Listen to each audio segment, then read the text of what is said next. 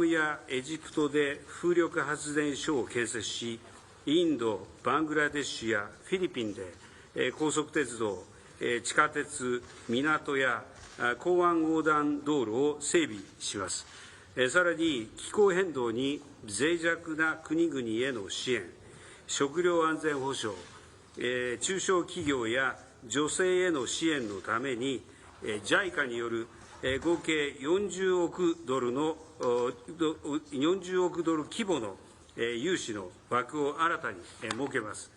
本日は各国首脳のほか、世界有数の機関投資家や総合商社、国際開発金融機関の代表にもご参加いただきました。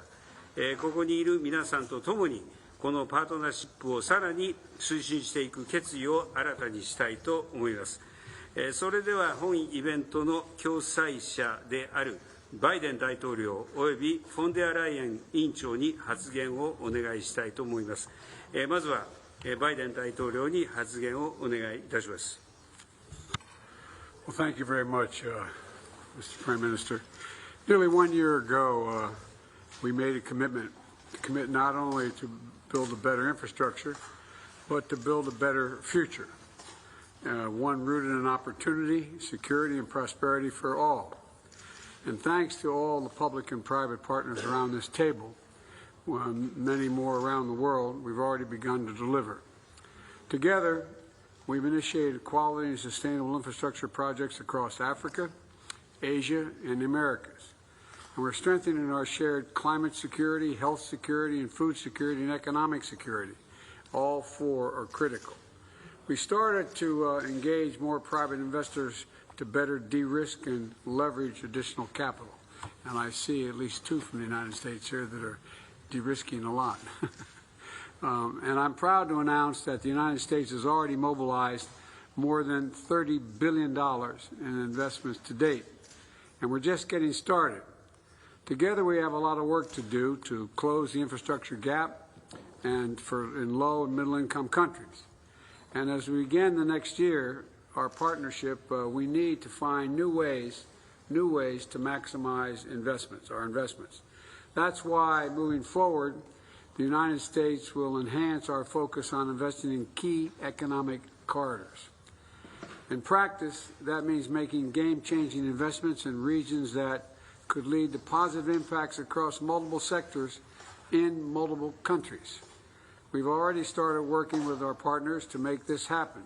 For example, in sub-Saharan Africa, the U.S. Development Finance Corporation is looking to invest in its first railway project on the continent. A rail line would extend from the western shores of Angola to the border of the DRC and Zambia, with the goal of ultimately reaching the Indian Ocean, connecting the continent east to west for the first time. This project will not only quickly promote trade and create jobs, over time, in my view, it will strengthen supply chains, incentivize investments in agriculture, and promote food security. And it's going to enable, in my view, us to better access clean energy and digital connectivity across the entire region, creating more security, more prosperity, more opportunities for generations to come.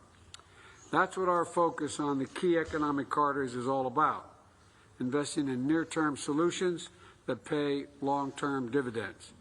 It's not only in Africa. We're starting similar work in Costa Rica, Ecuador, Indonesia, and other places I won't bore you with now. Let me close with this.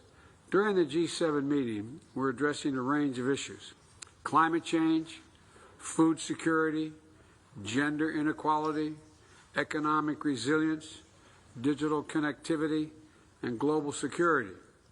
We're tracking these challenges together, and I think we're beginning to make some important progress. But if we don't move to do more to strengthen infrastructure in low and middle income countries, if we don't do more to help nations deliver opportunities and prosperity for their people, our impact is going to be limited. That's how critical this partnership is. That's how important our investments are. So today, as we begin the PGII's second year, let's all find ways to maximize our investment. Maximize it, because it will do a lot not only for that particular undertaking, but it has an impact across the entire regions, in my view, and to unlock even more public and private capital. And together, let's recommit to showing that democracies can deliver. Let me say it again. Democracies can deliver. We have to deliver to people around the world. I want to thank you all for your partnership and leadership in this vital issue. And now I'm going to turn it back to the Prime Minister. Thank you. はい、ジョーありがとう。続きまして、フォンデアライエン委員長にご発言をお願いいたします。Thank you very much. A pleasure to see you here. Indeed, it has been described, PGII, an initiative of $600 billion, top quality infrastructure, where Europe is proud to contribute half of it. We want eyes-level partnership with the partner countries. We want to find solutions to the real challenges low and middle-income countries are facing today. And we want to be part of the investments in infrastructure projects that bring good jobs and lasting growth, and very important, they create value locally.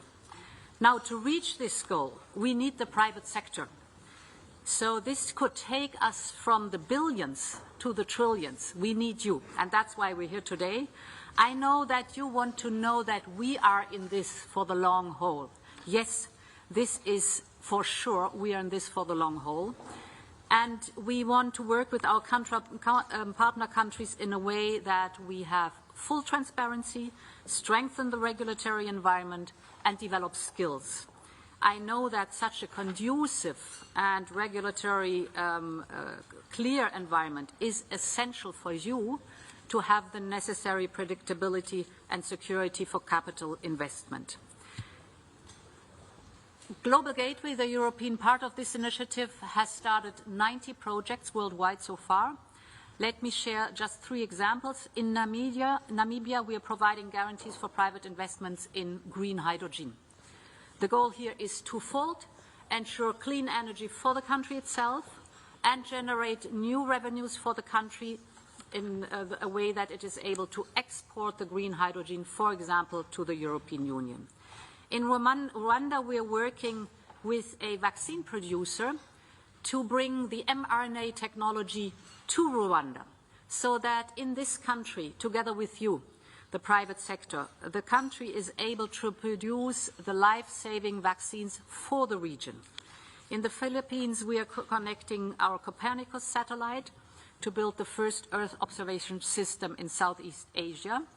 And Nokia, who is with us today here, is investing in 4G and 5G infrastructure. So here, the cooperation will support national and regional capacities to tackle the impact of climate change and improve disaster risk management. So these were a few brief examples for the incredible power that public-private partnership can unleash. And I'm glad to announce that we are now mobilizing an extra 4 billion euros in loans for the Asian and Pacific regions. Ladies and gentlemen, the G7 partnership is our effort to be part of the solution to the infrastructure investment gap. We want to put a better offer on the table.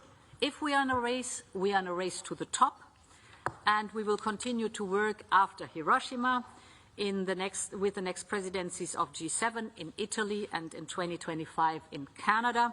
So happy to have you on board, and I want to invite you already to the first Global Gateway Forum in Brussels in October this year. Thank you for joining us.